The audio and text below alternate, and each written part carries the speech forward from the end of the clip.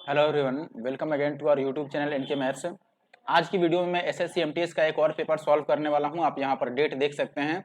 SSC MTS का यह paper 8 अक्टूबर का है, 8 अक्टूबर 2021 पहला शिफ्ट है। और इस शिफ्ट में मैथ के जितने क्वेश्चन आए थे उन सबको मैं सॉल्व करने वाला हूँ। ठीक है, 2021 में जो पेपर हुआ था आपको याद ही होगा। अब ये देखिए, ये जो पेपर है दोस्तों, ये एसएससी जीडी वालों के लिए या रेलवे एनटीपीसी की भी डेट आ गई है। फरवरी में पेपर होने वाला है एनटीपीसी सीबीटी 2 की। 15 जनवरी तक आपका रिजल्ट भी आ जाने वाला है।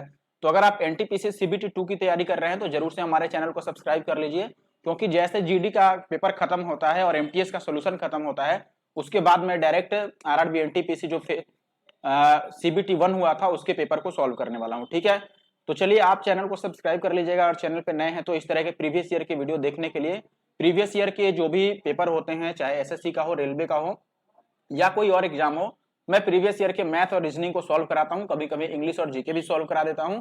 तो अगर आप किसी भी ऐसे पेपर की तैयारी कर रहे हैं तो जरूर से हमारे चैनल को सब्सक्राइब कर लीजिए। और साथ ही साथ अगर आपको ये वीडियो पसंद है तो जरूर से वीडियो को लाइक कर दीजिए और शेयर कर दीजिए, कमेंट जरूर कीजिएगा। और अगर आप रेलवे ग्रुप डी या एनटीपीसी सीबीटी 2 की तैयारी कर रहे हैं, एसएससी जीडी का एग्जाम होने वाला है आपको, तो आप जरूर से एक पूरी वीडियो देखिए, क्योंकि ये ट्रेंडिंग क्वेश्चन है। अभी टीसीएस ने जो सबसे लास्ट बार पेपर लिया है वो यही है।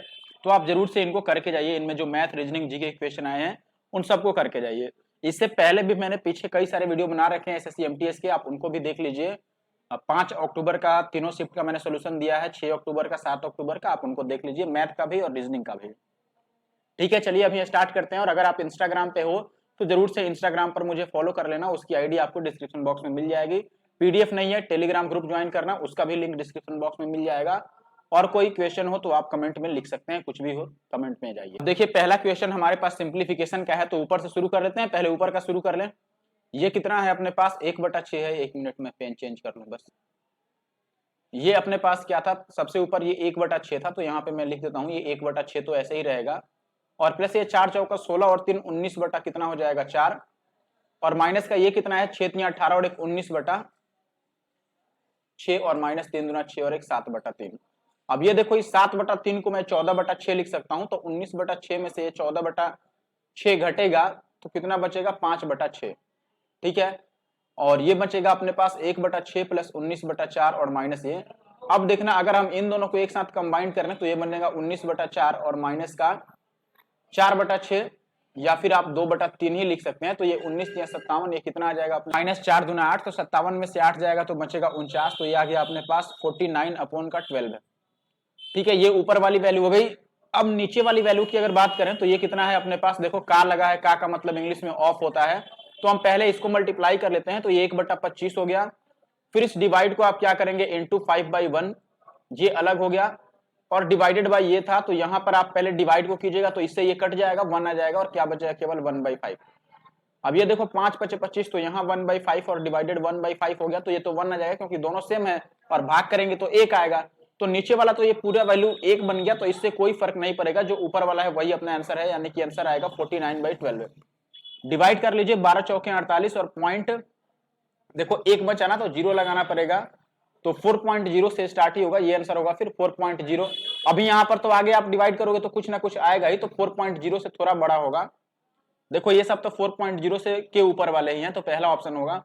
आप पूरा पूरा अगर डिवाइड कर भी लेते हो तो मान लो हमने 1 लगाया, फिर 0 लगाया और 1 बचा था, फिर 0 लगा दिया, तो 0 एक बार और 0 लगेगा, फिर ये कटेगा। तो कुछ भी आए लेकिन 4.0 से थोड़ा ऊपर होगा। 4.1 तो नहीं आ रहा ना, तो 4.0 और 1 के बीच में होगा, यानी पहला ऑप्शन सही है। ठीक है, देख रहे हैं आप ऑप्शन किस तरह से बनाया गया है, तो इसलिए पूरी वीडियो को देखिएगा, मजा आने वाला है। नेक्स्ट क्वेश्चन देखिए, यहाँ पर क्या कह रहा है कि 4 वर्ष पहले 5 सदस्यों वाले एक समूह की औसत आयु 38 थी, 38 वर्ष। एक और आदमी के समूह में शामिल हो जाने से अब 6 सदस्यों वाले समूह की वर्तमान औसत आयु कितनी है? 44। तो नए सदस्य की वर्तमान आयु कितनी है?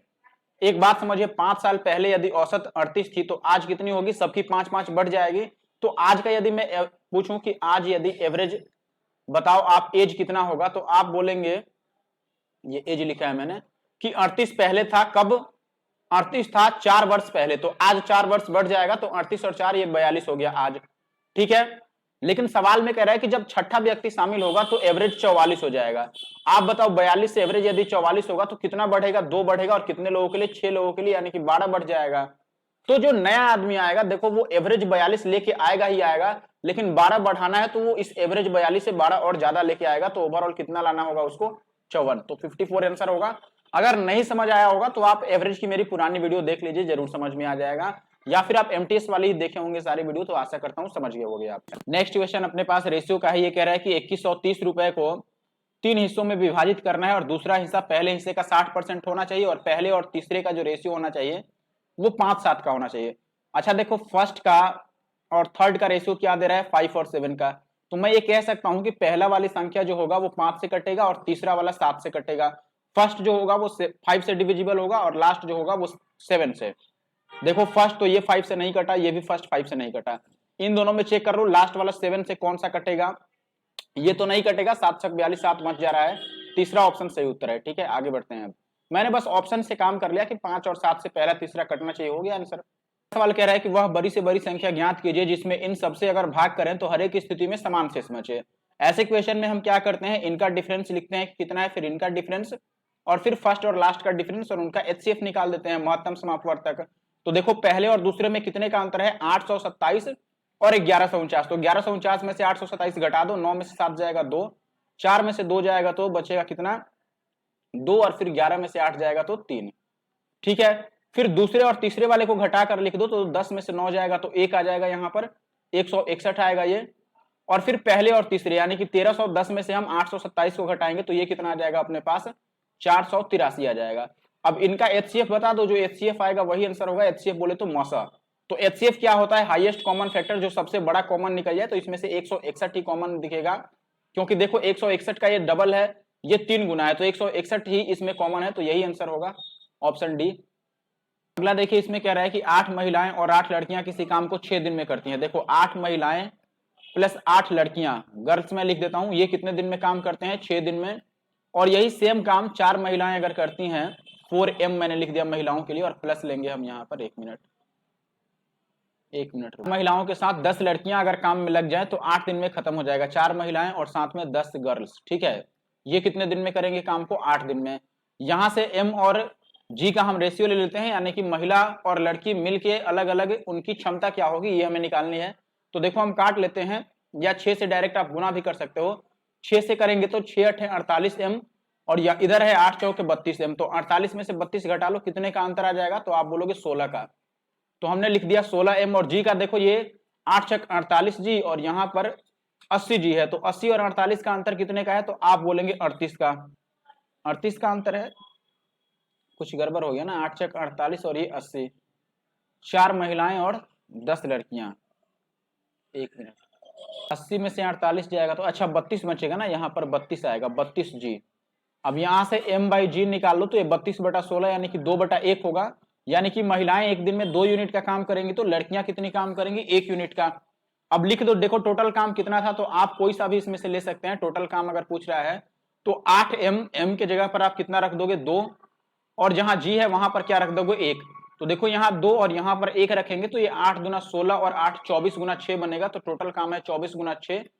कराना किससे है, तो आप बोलेंगे कि एक लड़की से कराना है, तो देखो एक लड़की की एफिशिएंसी तो एक ही है, तो ये एक के हिसाब से अगर गर्ल करेगी तो कितना दिन लग जाएगा 24 छक 144 दिन, तो गर्ल को करने में कितना लगेगा 144 दिन, यानी कि आंसर है। अब ये सवाल देखिए एक महा कैलकुलेटिव सवाल ये भी है अपने आप में, तो यहाँ पर देखिए यहाँ पर भी कई सारे तरीके हो सकते हैं। सबसे पहले तो सवाल पढ़ लेते हैं एक बार, सवाल में क्या दिया गया है।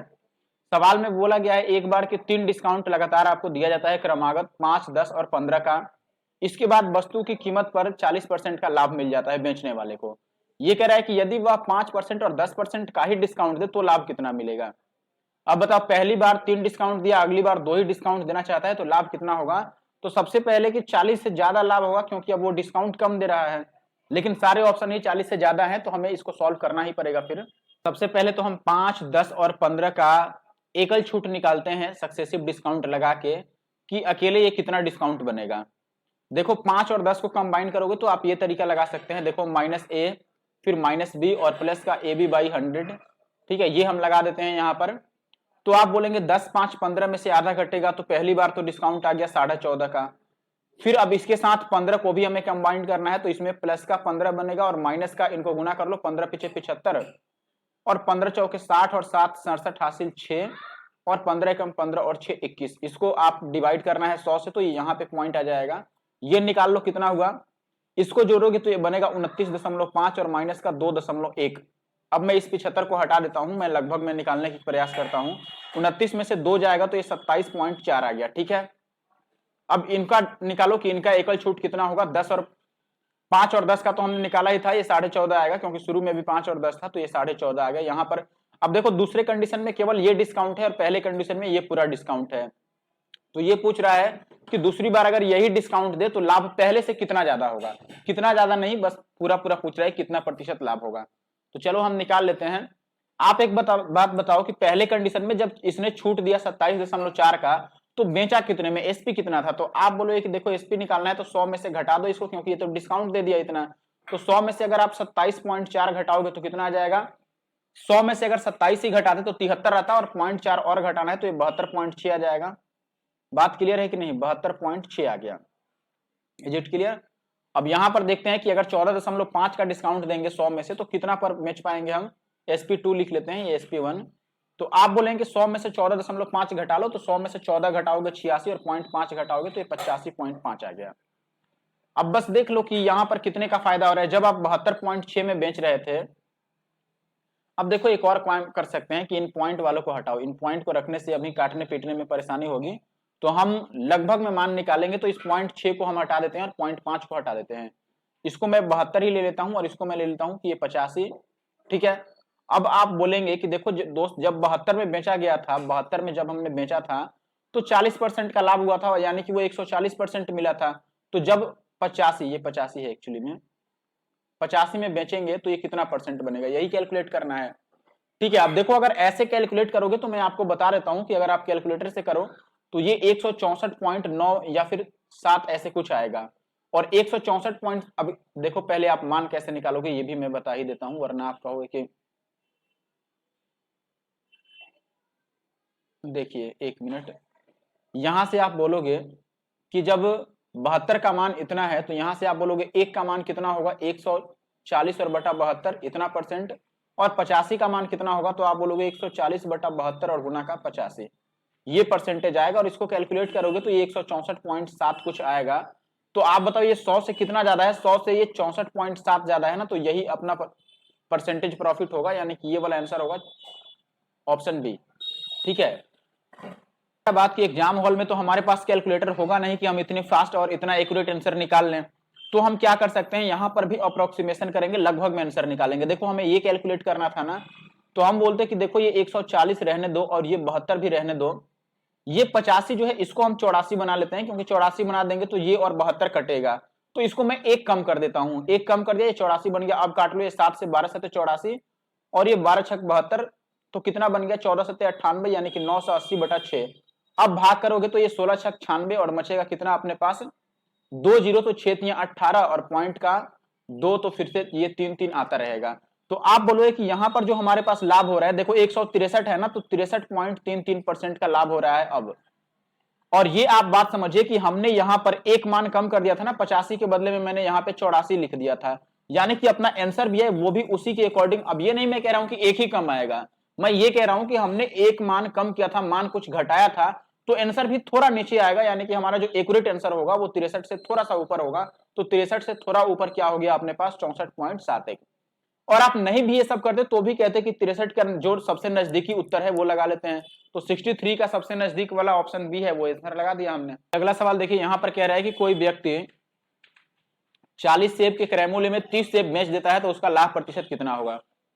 देखो 40 सेब के क्रय मूल्य में वो 30 सेब बेच देता है, इसका मतलब क्या हुआ कि जब वो 30 सेब बेचेगा तो उसको उतना से अपना क्रय मूल्य के बराबर हो गया, तो 10 सेब बचा लिया कि नहीं उसने, 10 सेब बचा लिया 30 पर, तो हम ये कहें कि लाभ प्रतिशत कितना हो गया अपना, 10 हो गया कितने पर, 30 पर, और गुना का 100। तो ये 1 जीरो से 1 जीरो कट जाएगा और ये 100 बटा 3 आ जाएगा, इतना परसेंट, जिसका मतलब होता है 33.33%। तो ये अपना आंसर होगा। और ऐसे नहीं समझ आ रहा है ना, तो आप सबको रुपए में मान लो, ठीक है, और उल्टा मानना है आपको। देखो इसको मानना है कि ये विक्रय मूल्य है पहले वाले को, ठीक है। ऐसे केस में आप एसपी मान लो 40 को और सीपी मान लो किसको, 30 को। बात समझ रहे हैं कि नहीं, उल्टा कर लो ऐसे कंडीशन में, जब अगर आपको ये बात नहीं समझ में आई जो मैंने बताया तो अगर आप एसपी मान लेते हो, देखो अगर लाभ प्रतिशत पूछा, देखो कुछ नहीं करो, दिमाग चलाओ आप बस। आपको क्या करना है कि यहां पर देखना है कि लाभ पूछ रहा है कि हानि। आपने बोला कि यहां पर सर लाभ पूछ रहा है, तो लाभ पूछने का मतलब है कि विक्रय मूल्य बड़ा होगा और क्रय मूल्य छोटा होगा। एसपी ग्रेटर होगा किससे? सीपी से। तो इसमें से जो बड़ा है उसको आप एसपी मान लो, जो बड़ा है 40 बड़ा है तो हमने 40 को क्या मान लिया? एसपी यानी विक्रय मूल्य। और जो छोटा है 30 इसमें छोटा है तो 30 को हमने क्रय मूल्य मान लिया, क्योंकि हमें लाभ चाहिए, यहां पर लाभ प्रतिशत पूछा है। तो लाभ तो तभी होगा ना जब विक्रय मूल्य बड़ा होगा और क्रय मूल्य छोटा होगा। बस अब यहां से आप देख लो कितने का फायदा है भाई, 10 का कितने पर? 30 पर। तो ये 1/3 का मतलब आप जानते हो कि 33.1/3% होता है। बस आगे अगले सवाल में आपको कह रहा है कि यदि किसी आयताकार संवृत्त लकड़ी के बक्से का आंतरिक आयाम दिया हुआ है, यदि उपयोग की गई लकड़ी की मोटाई 1 सेंटीमीटर है तो यह कितना स्थान घेरेगा? स्थान का मतलब आपको वॉल्यूम बताना है, वॉल्यूम यानी कि आयतन। अब आप बताओ आयतन कैसे निकालते हैं? L into B into H, यही तो करते हैं, लंबाई गुना चौड़ाई गुना ऊंचाई, क्योंकि ये घनाभ के आकार का बनेगा, क्यूबॉइड में जाएगा। तो क्यूबॉइड का जो वॉल्यूम होता है that is L B H. तो एल कितना लिखें आप बोले कि देखो पहले से लंबाई तो 30 था, लेकिन जो लकड़ी की मोटाई है वो 1 सेंटीमीटर है। तो देखो लकड़ी तो ऊपर और नीचे दोनों साइड बढ़ेगा ना। देखो ये जो आंतरिक, आप यहां पर एक बात समझना, ये आंतरिक लंबाई आपको यहां से यहां तक दे रखा है कि ये कितना है? 30 है। बात समझना, ये आपको दे रखा है कि ये 30 है, लेकिन इसमें एक और बात समझिए कि ये जो ऊपर है यहां से यहां तक का ये जो लंबाई है और नीचे जो इतना बढ़ रहा है और इस साइड में जो बढ़ रहा है इस साइड में, यानी कि ये लंबाई में भी देखो ऊपर भी यहां पर बढ़ गया, यहां पर बढ़ गया, दो जगह बढ़ा। और कितना बढ़ेगा? जितनी इसकी चौड़ाई है, चौड़ाई जो है इसकी मोटाई वो कितनी है? आप बोले कि 1 सेंटीमीटर है, तो 1 सेंटीमीटर ऊपर भी बढ़ेगा और 1 सेंटीमीटर नीचे भी बढ़ेगा, यानी कि 2 सेंटीमीटर बढ़ेगा।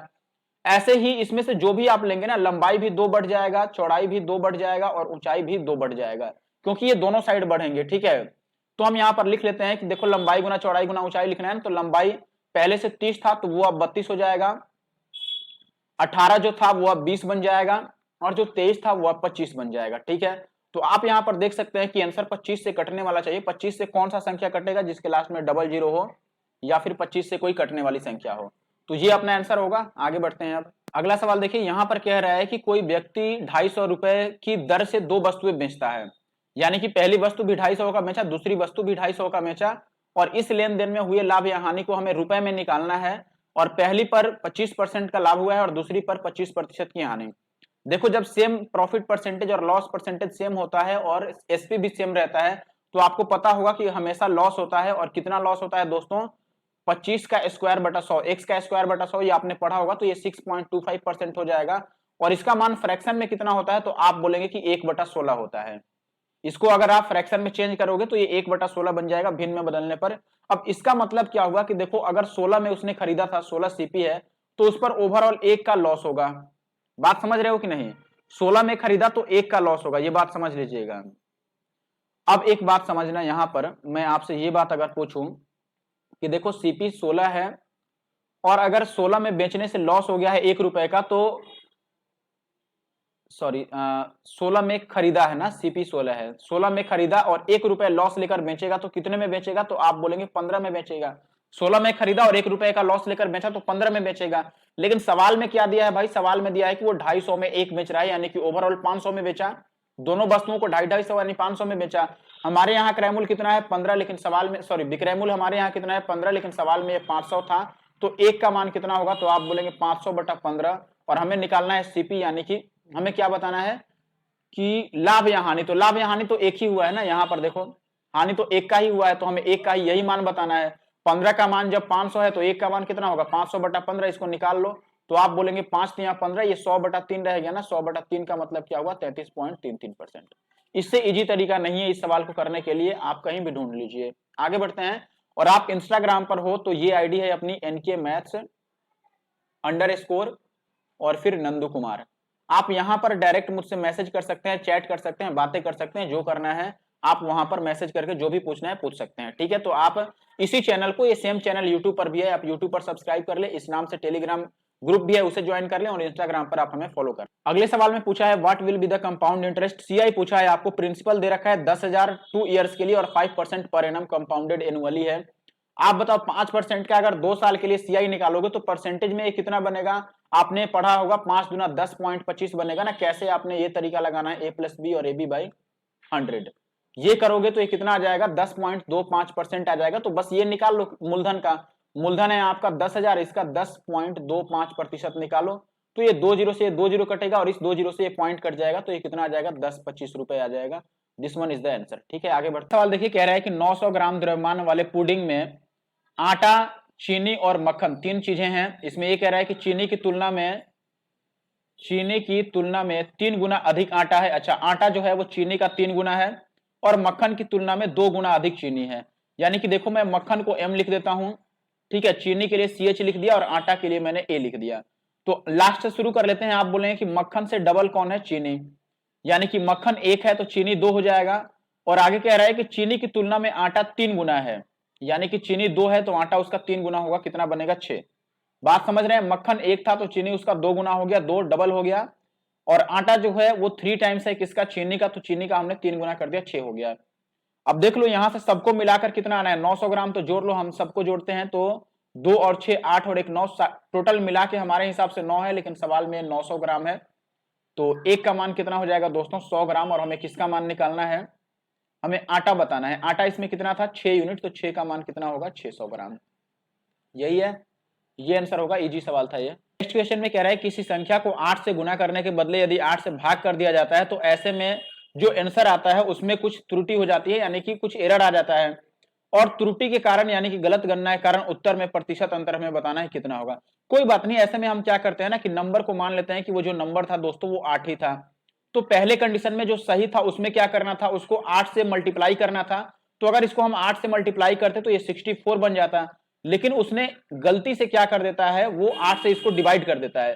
तो अगर इसको 8 से भाग कर दोगे 8 को, तो वो 1 आ जाएगा।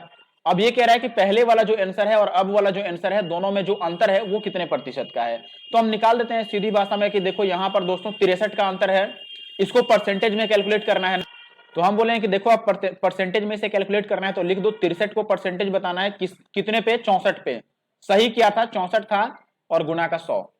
अब आप देखो ये 64 है दोस्तों, अगर इसको भी हम 64 मान लें, लगभग तो 64 के करीब ही है, तो ये कट के और हमारा आंसर 100% ही आ जाता है। लेकिन एक्चुअली में 63 है ना, 64 से थोड़ा नीचे है, तो आंसर भी 100 से थोड़ा नीचे आएगा। और ऑप्शन में देख लो 100 से थोड़ा नीचे ये वाला ऑप्शन है 98.44%।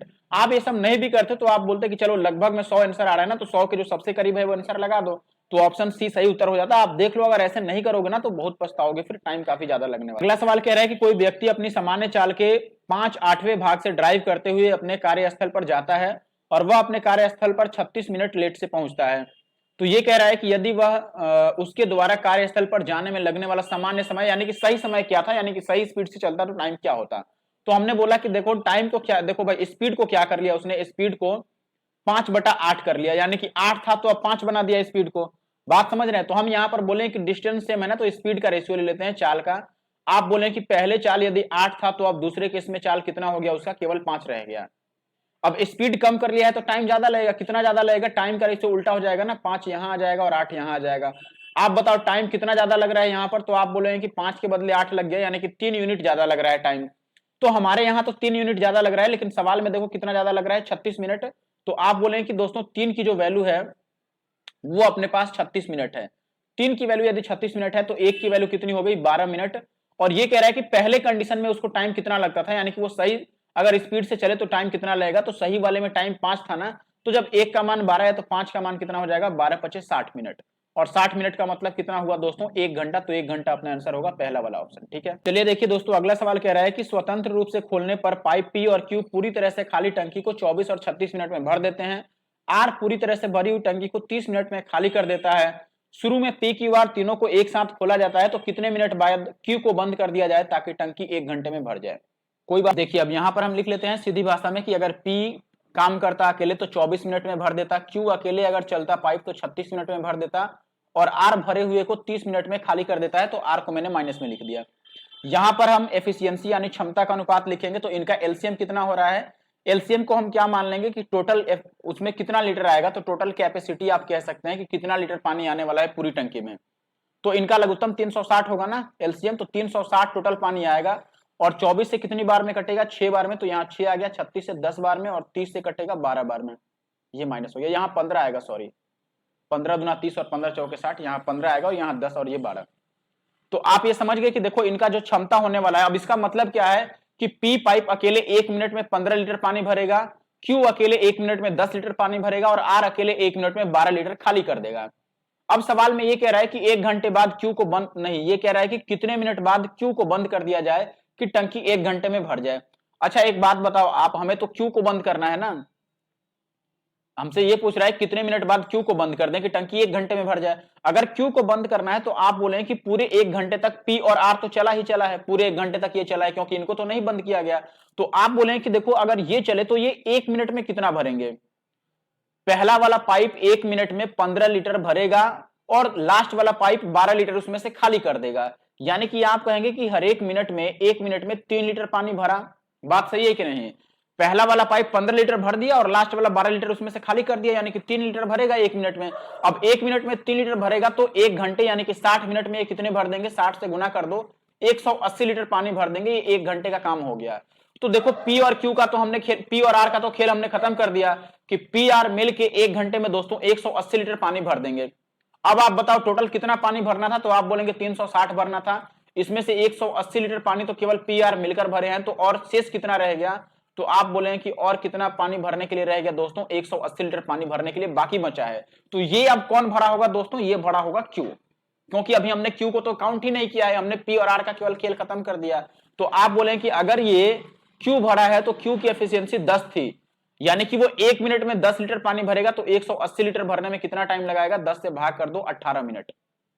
खेल खत्म, 18 मिनट में वो काम करेगा। आगे बढ़ते हैं। सवाल अपने पास ये सिंप्लीफिकेशन का है, तो पहले इस पार्ट को हम सॉल्व कर लेते हैं ऑफ वाला।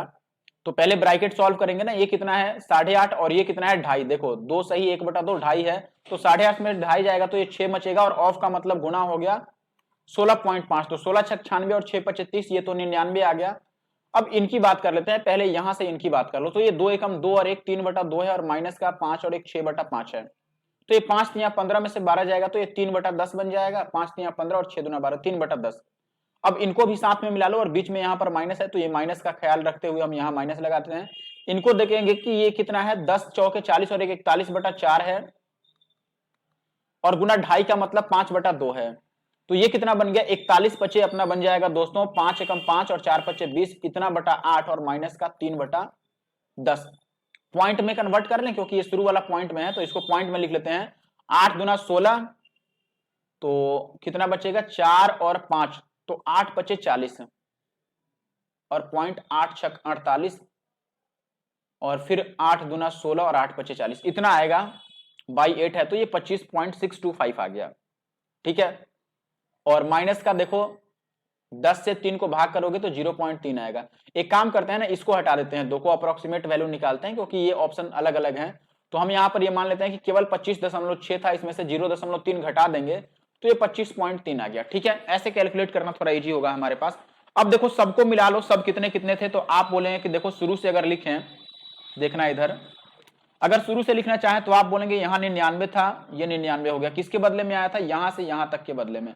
फिर यहाँ माइनस लगा है तो ये माइनस हो गया और ये हो गया 27.4, तो ये हो गया 27.4 और माइनस का ये हमारे पास कितना आ गया है 25.03, तो ये लिख देता हूं 25.03।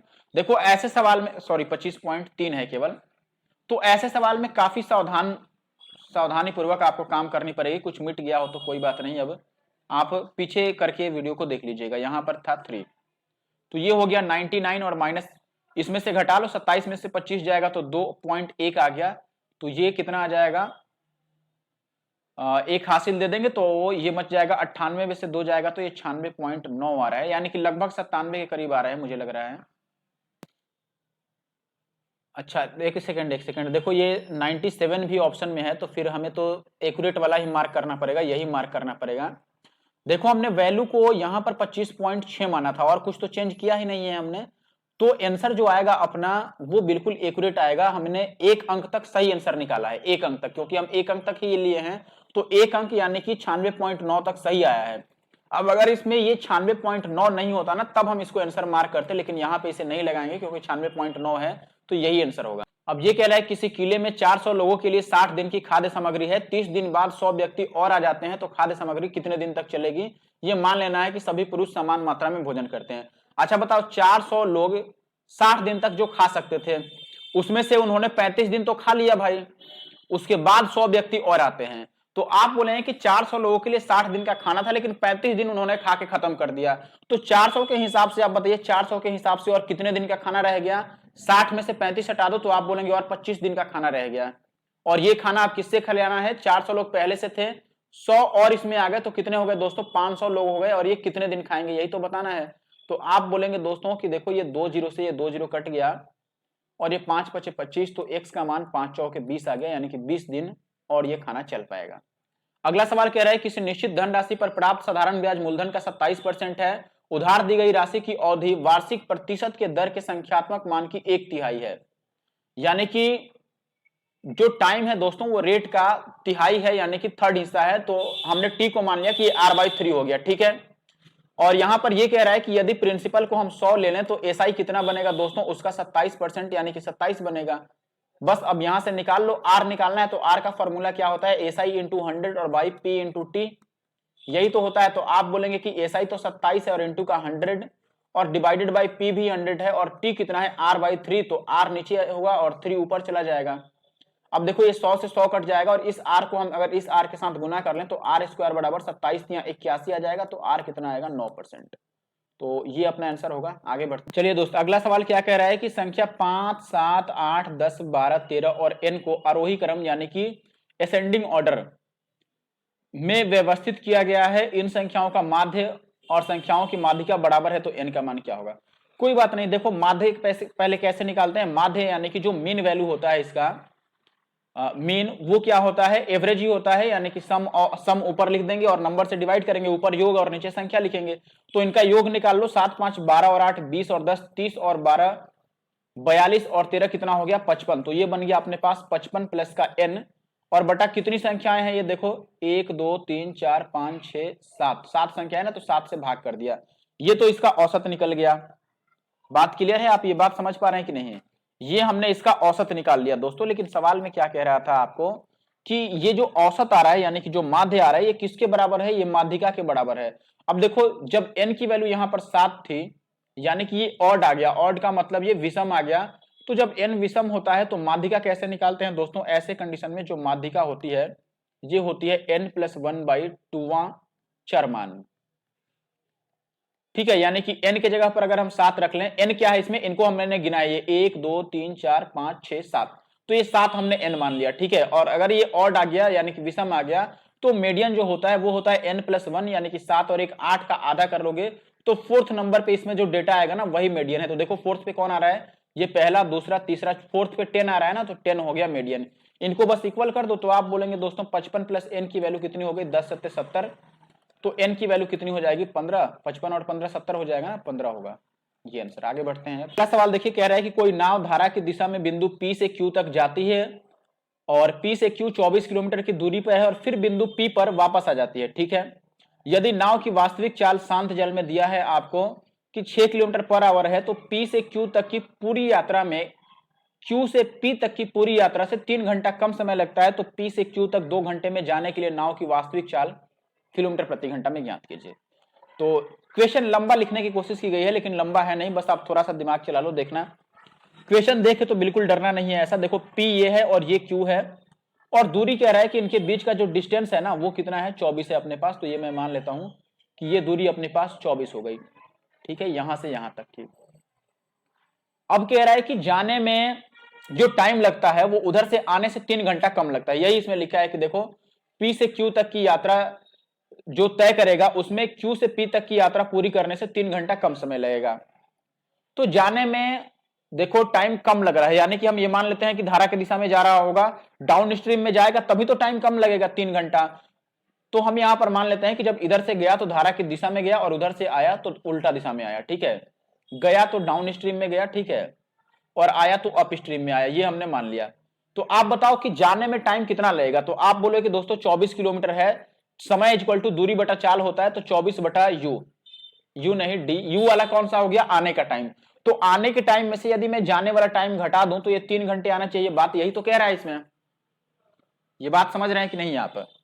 जाने का ये 24 लिखा है ऊपर मैंने और नीचे वाला यू है, ठीक है, ये 24 है 24।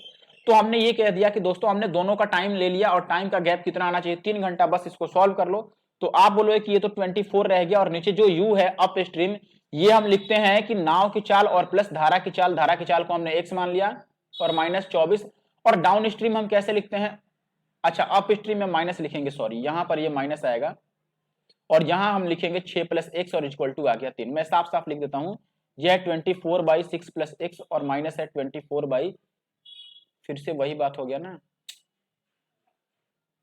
एक मिनट रुकना, ये हो गया यहां पर 6 माइनस एक्स और माइनस का 24/6 प्लस एक्स इक्वल टू 3। अब यहां से आपको x की वैल्यू निकालनी होगी, तो मैं कहूंगा कि हीट एंड ट्रायल लगा लो। x की वैल्यू ऐसी लेनी है, आपको ध्यान रखना, अब x का ऐसा मान लेना होगा कि 6 में से अगर घटा दें तो भी वो 24 को काट दे और अगर 6 में जोड़ दें तो भी वो 24 को काट दे। तो आप बोलें कि अगर x को हम 2 ले लें दोस्तों, तो 6 में से 2 घटाएंगे तो यहां पर 4 आएगा और 6 में 2 जोड़ेंगे तो 8। अब देखो 4 से इसको काटोगे तो 4 छक 24 और 8 से काटोगे तो 8 तिया 24। तो देख लो यहाँ 6 आ गया, यहाँ पर 3 आ गया, क्या इनका अंतर 3 बनाएगा? तो आप बोलेंगे बिल्कुल, इनको घटाने पर 3 आ जाएगा, यानी x का मान 2 होगा। और अगर आप ऐसा नहीं सॉल्व करेंगे फिर क्वाड्रेटिक इक्वेशन बनेगा, द्विघात समीकरण, आपको टाइम लग सकता है फिर, ठीक है। तो इसीलिए आपको ये तरीका भी आना चाहिए, इस पर प्रैक्टिस अच्छी करनी पड़ेगी, तभी आप जल्दी आंसर निकाल पाओगे। तो x की वैल्यू 2 हो गई, यानी कि धारा की चाल कितनी आ गई, स्ट्रीम, ठीक है, यानी कि वाटर की स्पीड जो आ गई, जिसे हम x कह रहे थे, ये आ गई कितनी, 2 किलोमीटर प्रति घंटा। अब देखिए सवाल कह रहा है दोस्तों कि 24 किलोमीटर उसे 2 घंटे में जाने हैं। सवाल में यही कह रहा है कि P से Q तक वो 2 घंटे में जाना चाहता है, ठीक है, P टू Q वो 2 आवर्स में जाना चाहता है। तो बताओ स्पीड क्या होनी चाहिए? तो आप बोलेंगे स्पीड इक्वल टू दूरी बटा समय होता है। तो दूरी कितना हो गया यहाँ पर 24 और कितने समय में जाना है, 2 घंटे में। तो नाव वो किस स्पीड से जानी पड़ेगी? तो आप बोलेंगे 12 किलोमीटर प्रति घंटा की चाल से जानी पड़ेगी। लेकिन एक बात समझिए, नाव केवल 12 की स्पीड से थोड़ी जाएगा, ये कह रहा है कि P से Q की ओर जाना है और P से Q को हमने डाउन स्ट्रीम बोला है, यानी कि धारा की दिशा में बोला है, धारा की दिशा में। तो आप बताओ धारा की दिशा में जाएगा तो धारा की स्पीड भी तो जुड़ जाएगा उसमें, बात समझ रहे हैं कि नहीं? इस 12 को हम डायरेक्ट आंसर नहीं कह सकते कि ये जो 12 आया है अपना यही आंसर है। 12 यहां पर बिल्कुल गलत है, क्योंकि अगर नाव 12 की स्पीड से जा रही है और धारा की दिशा में जा रही है तो इसमें से 2 तो धारा की ही दिशा होगी, यानी कि नाव की स्पीड कितनी है खुद की, 10 की है। बात समझ रहे हैं कि नहीं? नाव की खुद की स्पीड कितनी है, 10 की। यहां पर नाव को कह रहा है कि नाव को किस स्पीड से सेल किया जाए, ठीक है, किस स्पीड से चलाया जाए नाव को।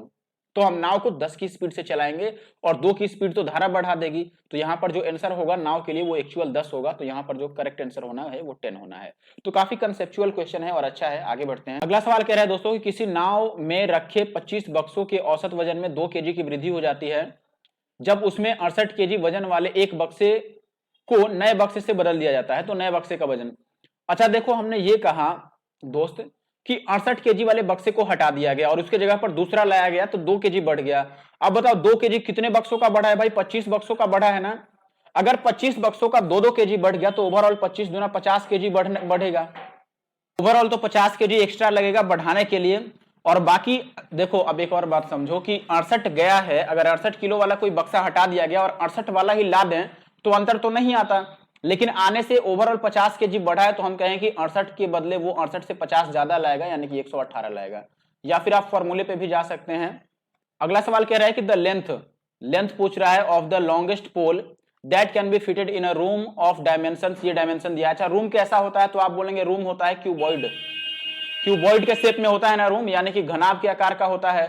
तो जब भी किसी कमरे में किसी सबसे लंबी छड़ को रखने की बात करें तो आप डायरेक्ट घनाभ का विकर्ण निकालो। विकर्ण का मतलब डायगोनल निकालो आप। डायगोनल फॉर्मूला क्या होता है? Root under L square plus B square और प्लस का एच स्क्वायर, यही करना है। तो आप बोलेंगे रूट अंडर दोस्तों एल कितना है यहाँ पर 12 का स्क्वायर 144 हो गया और 6 का स्क्वायर 36 और 4 का स्क्वायर 16। तो आप बोलेंगे इनको अगर हम जोड़ लें तो 100 कितना बनेगा 80 और 16 196 बन गया ना। तो 196 का स्क्वायर रूट 14 होगा, तो 14 आंसर आएगा, यानी कि ये आंसर होगा, ठीक है। अगला सवाल कह रहा है कि 18 सेंटीमीटर किनारे वाले धातु का घन असमान आयाम के 3 छोटे छोटे घन बनाने के लिए पिघलाया जाता है। यदि 2 घनों के किनारे 9 और 15 सेंटीमीटर हैं तो तीसरे घन का पृष्ठीय क्षेत्रफल कितना होगा? कोई बात नहीं, देखो हम क्या कर लेते हैं, यहां पर ये कह रहा है कि एक बड़ा सा घन है 18 सेंटीमीटर किनारा वाला, उसको पिघलाकर 3 अलग अलग घन बनाए गए हैं, जिसमें से 2 का हमें किनारा दिया गया है और तीसरा का हमें पता करना पड़ेगा। तो हम लिख देते हैं कि जब भी एक चीज पिघलाकर और कोई और चीज बनाया जाए तो वॉल्यूम सेम रहता है। वॉल्यूम का मतलब आयतन सेम रहता है, तो हम आयतन यहां पर सेम कर देते हैं। हम ये बोल देते हैं कि देखो जो पहला घन है उसकी भुजा अगर 18 है तो आयतन कितना होगा? 18 का क्यूब, एल क्यूब आयतन होता है ना घन के लिए, घन यानी कि क्यूब, क्यूब के लिए जो वॉल्यूम का फॉर्मूला होता है, दैट इज एल क्यूब। तो हम यहां पर लिख लेंगे। अब इसको, ये जो इसका आयतन है वो तीनों छोटे छोटे घनों के आयतनों के जोड़ के बराबर होगा, तो हम लिख लेते हैं 9 क्यूब प्लस 15 का क्यूब, और 1 का हमें भुजा नहीं पता है तो वो एल क्यूब लिख लेते हैं। अब 18 का क्यूब आपको याद होना चाहिए, वरना काम फंसेगा, फिर आपको टाइम लग जाएगा। 18 का क्यूब कितना होता है 5832, 9 का क्यूब कितना होता है 729, और 15 का क्यूब कितना होता है 3175। ठीक है, 31 और 75, 33 होता है, सॉरी 1 मिनट, ये 33 होता है। ठीक है, और प्लस एल का क्यूब। अब इनको ऐड करके और इसमें से माइनस कर लो, तो देखो ये जोड़ेंगे तो 9 5 14 का 4 आ गया, 7 2 9 और 1 10, और ये 3 2 5 और 1 6, और कितना आ गया अपने पास 3। 9 5 14 का 4 हासिल 1, और 7 2 9 1 10 हो गया, और 7 3 10 और 1 11, यहाँ पर 1 आएगा ना, और 3 और 1 4, दिस इज 1 और 4। माइनस कर लो, 12 में से 4 जाएगा तो ये 8 आ जाएगा, और ये तो 2 ही रह जाएगा, और ये कितना आ जाएगा अपने पास 7 और 1, 1728 आ गया एल क्यूब बराबर। 1728 किसका क्यूब होता है दोस्तों 12 का, तो एल का मतलब आ गया 12। तो अब हमें बताना है पृष्ठ क्षेत्रफल, तो पृष्ठ क्षेत्रफल कितना होता है क्यूब के लिए, जो पृष्ठ क्षेत्रफल होता है वो 6L स्क्वायर होता है, तो 6L स्क्वायर यानी 12 का स्क्वायर 144, गुना कर लो 6 चौके 24 और 14 चौके 56 और 2 14 छक 84 होगा ना, 84 और 2 86 होगा 86, तो ये आ जाएगा 864, यानी कि ये ऑप्शन सही है। ठीक है दोस्तों, तो इस वीडियो में बस इतना ही, सारे क्वेश्चन खत्म हो चुके हैं। अगली वीडियो जल्द ही आएगी, उसके लिए आप स्टे ट्यून कर लीजिए, चैनल को सब्सक्राइब कर लीजिए और कमेंट कर दीजिए, और बाकी आपको पीडीएफ चाहिए टेलीग्राम ज्वाइन कर लीजिए। ठीक है, thank you for watching the video.